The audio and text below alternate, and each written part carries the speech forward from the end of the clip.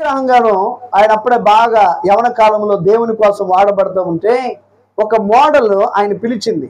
అయ్యా నా దగ్గరికి వచ్చి ప్రార్థన చేసి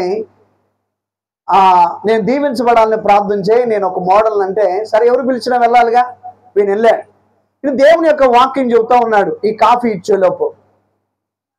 సరే కాఫీ సిద్ధపడిన తర్వాత ఆమె తీసుకొచ్చిన తర్వాత ఆయన ఏం చేశాడంటే సగం తాగి సగం అక్కడ పెట్టాడు. ఏం పాస్ గారు సగమే తాగామంటే ఆయన అన్నాడు, మిగిలింది మీరు తాగండి అనలేక ఆమె కొంచెం కోప్పడింది. అయ్యా మీరు మంచి సేవకుడు, నువ్వేంటి ఇలాంటి పని చేసావంటే, అమ్మమ్మ నువ్వు తప్పుగా అర్థం చేసుకోవద్దు, సగం తాగిన కాఫీనే నువ్వు తాగటానికి ఇష్టపడలేదే, మరి నేను నాకు అడిగితే నేను ఇప్పుడు కాదు వృద్ధాప్యంలో నేను ప్రభువుని నమ్ముకుంటానని చెప్పావు కదా, నేను ఒక మాట చెబుతాను, నువ్వు వృద్ధాప్యంలో వస్తే దేవుడు నిన్ను అంగీకరించేవాడు కాదు. నీ యవన బలం, నీ యవన జ్ఞానం, నీ శక్తి దేవుని కోసం ఖర్చు అయితే అప్పుడు దేవుడు మహిమపరచబడతాడని చెప్పినప్పుడు ఆమె అద్భుత రీతిగా మార్చబడింది. ఒక మోడల్ ప్రభు దగ్గరికి రాగలిగింది ఒక చిన్న కార్యాన్ని బట్టి.